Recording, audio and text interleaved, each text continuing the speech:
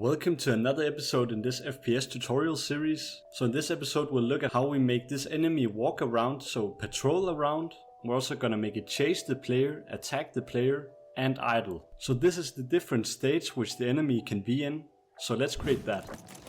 So we'll be using pathfinding for this. So make sure in Window and in Package Manager and search on AI that you have the AI navigation installed. It doesn't have to be the newest version. You can see I can update my version right here, but it doesn't have to be the newest one. Just make sure you have it. Now what we'll do is increase the size of our ground right here. So I'll set the scale to a 100 by 100. So it's very large now. So we have a big area where the enemy can walk around. Then I'll right click over here, go to AI and choose Nav Mesh Surface. Then I'll click on Object Collection right here, and under Include Layers I'll select Nothing and then select Ground, so only the ground is selected as a layer. Then let's try to click Bake. Now it creates this big blue area, and this is where the enemy is going to be able to walk around. If you can't see this area, click on this icon right down here and choose Show Nav Mesh. I'll click down here again to remove it. Now what we'll do is go to the enemy right here, scroll down and edit the enemy script. So click Edit Script. In here we'll scroll to the top, and then what we'll first add is a private nav mesh agent called agent, and this automatically adds this library called unityengine.ai. So if it doesn't do that automatically, just add that. Then we'll add a bunch of AI settings, so I'll just do AI settings right here. And the first one will be a public float current point index. So we will create a bunch of points which the enemy can patrol between. I'll set this to 0 and actually make that an int instead of a float. Then we'll also add a public vector 3 called current target. So this will be the position for the current target, so where the enemy is going to be walking towards. Then add a public float called position threshold. This will be how close the enemy has to be within this current target before it thinks it has reached the target. Then we'll add a public float called idle time. So this will be how long the enemy is going to be idling for. I'll set this to 5. And a public float called attack distance, which I'll also set to 5. And a public float called max vision distance, which I'll set to 20, which is how far the enemy can see. And I'll also add a public float called minimum chasing health, which I'll set to 30. So if the enemy has under 30 health, it will be scared of the player and try to move away. Now I'll also add a public transform array, so add the brackets, which I'll call patrol points, which will be an array of all the points the enemy can patrol between. I'll also add a private float called idle time counter, which will keep track of how long we've been idling for, and a private transform called player transform, and a private bool called can see player, and lastly a private vector 3 called last known player position. Now under all of this I'll also add a public enum called state, and the states the enemy is going to have is an idle state, a patrolling state, a chasing state, and an attacking state. So just write that in there. And then we'll create the actual enum to do public state called state, which will be set to idle as a default. Now in our start function we'll set agent to be equal to get component navmesh agent, and player transform will be equal to game object dot find with tag, and we'll find the player by using the player tag dot get component transform. Now we'll also do game object patrol point parent equals game object dot find with tag again, where we will do patrol point. So we will create a tag called patrol point for a parent object, and under that parent object we will have a bunch of these patrol points.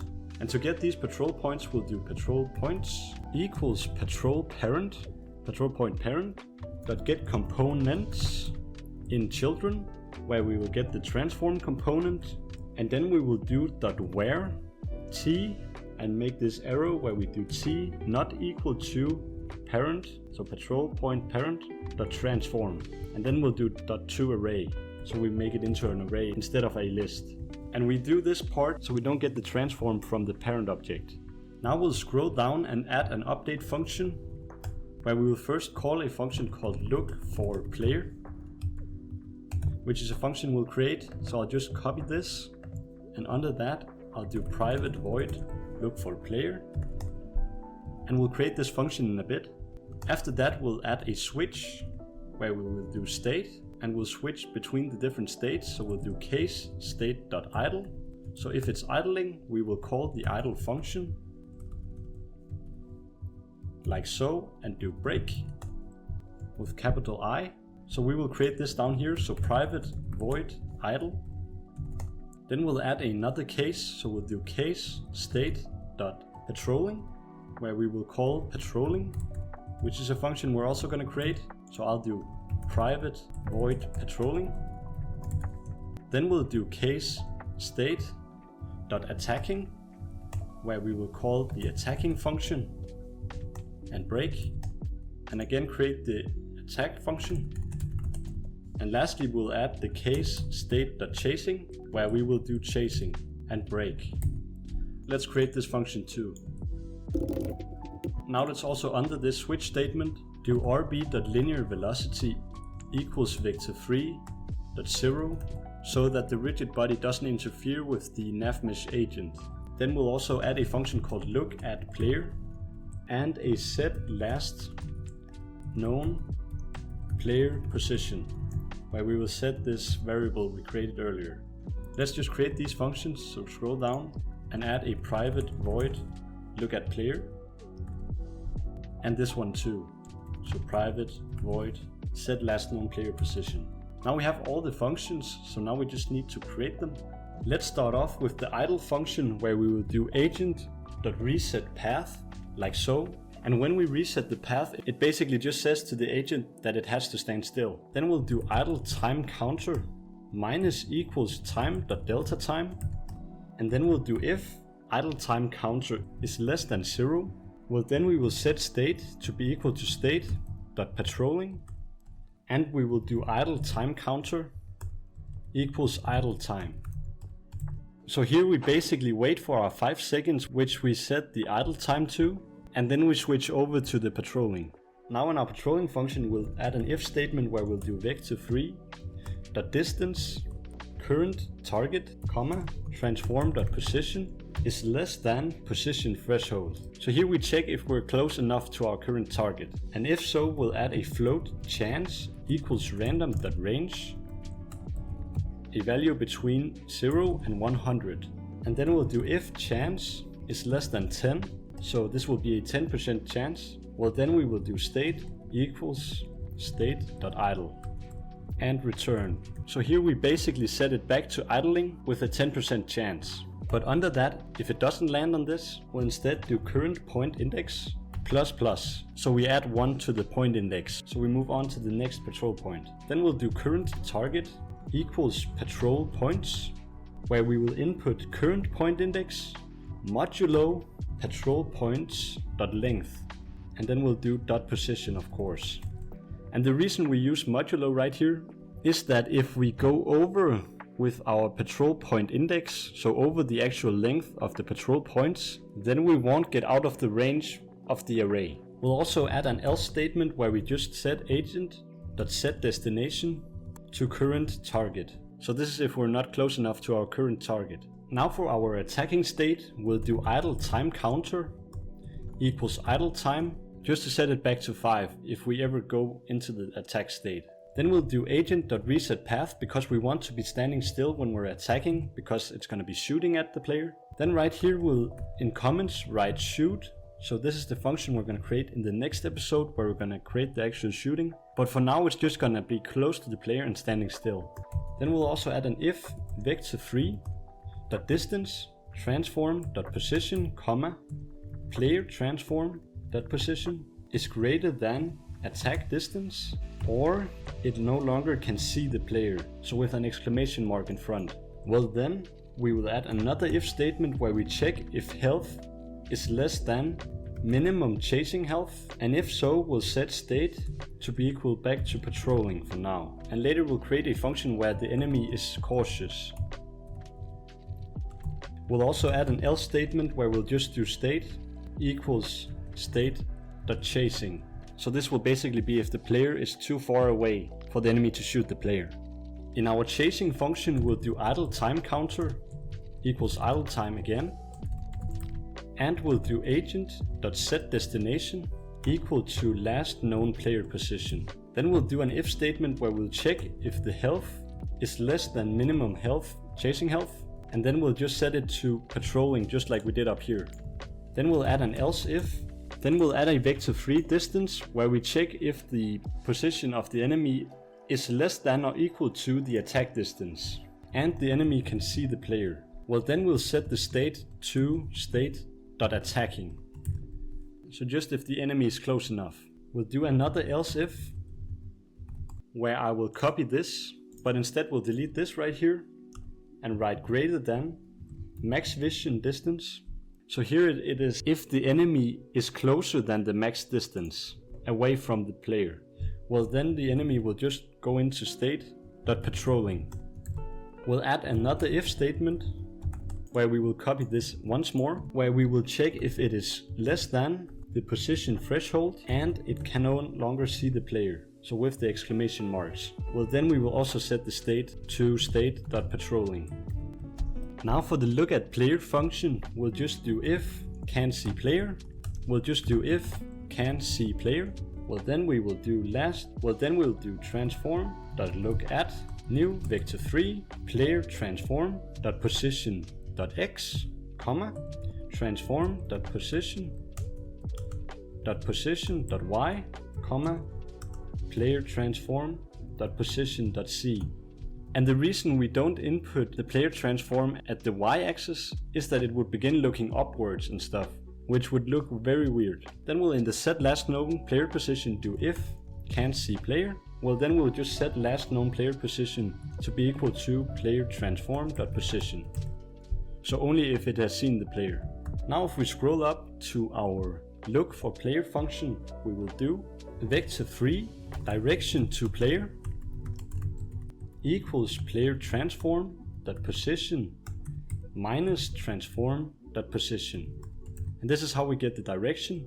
Then we'll do if physics.raycast, where we will raycast a cast from, where we will shoot a ray from transform.position, and the direction will be the direction to player. And then we will out a raycast hit called hit and set the max distance to max vision distance. In here we'll do can't see player equals hit.transform equals player transform. So this is if our raycast hits the player and not a wall, for example. Then we'll also add an if can't see player and the enemy's state is not equal to state.attacking. Well, then state will just be equal to state.chasing. Now that's all the code for the enemy, so we can now hit back into Unity. In here we'll scroll down to here and we need some patrol points which we don't have right now. So we will right click over here and create an empty game object and set the position to 0, 0, 0 and call this patrol points. Then under this we'll right click again and create empty, which we will call point 1. So this is our first point and we can put this wherever we want, for example over here. And let's add another one, maybe over here, and another one over here. So it patrols between these points. I'll just call this one 2 and this one 3. Now click on our patrol points right here, and for the tag right here, click there, click add tag, plus icon, and add a tag called patrol point, just like in our code. So click back on patrol points and set it to patrol point, only for the parent right here. Now click on the enemy and scroll down, and here we'll add a nav mesh agent. So click on that, and now we have an agent right here. And let's set the speed to 2.5 and hit play. And as you can see, the enemy now walks towards the player and it doesn't get too close. And right now it seems like the enemy is not looking at the player, but it always looks to the side, as you can see. So let's fix that. So stop the game and go to the enemy right here. And we actually want the eyes to be over here and the gun to be over here. So click on the eyes and rotate the y-axis by 90 and just move it over here like so. And also for the AR right here, we'll rotate that to 90 and put this over here. And if we start the game now, the enemy is always looking at the players if we're very close. And if I go far away, like very far away, and if we go to scenes now, we can see that the enemy is actually walking between the patrol points. So let's see which point it's going to. Oh, it seems like it's just walked to the middle. Yeah, 0, 0. And right now the state is set to patrolling. So we have a problem. So what we'll have to do is go to the enemy over here and set the position threshold right here to a 2. And now hit play again. So it just has to be within 2 meters of the patrol point. And let's move far away from the enemy. Like this. And we can now see the enemies walking between these points. But it doesn't go all the way to the points, basically to the points. So we could set this more down here and closer to it. So that's probably a reason. It has to be pretty close to the ground. Like that. You can also add a wall in between, so it actually moves around the wall. So let's just add that. So I'll right click and I'll create a 3D object, a cube, which I will call wall. And I'll make sure to set the layer to ground and set the scale to a 5 by 3 maybe. And just drag that down, like so. And what we'll now do is go to the nav mesh surface and hit bake again. And you can see there's now an area which is marked out right here around the wall. So the enemy should now not be able to walk through this wall. So let's try to hit play. And let's move over here. And as you can see, it moves until it can see us. Perfect. So I hope you liked this episode. In the next episode, we'll actually make the enemy shoot. And we will add some more states where the enemy is scared of the player if it doesn't have enough health and stuff like that. And also I encourage you to check out my paid community where you get full access to a bunch of courses. It has a bunch of perfect beginner courses in there, so go check those out. You can get a 7-day free trial in there, so there's literally no risk. But yeah, see you in the next episode.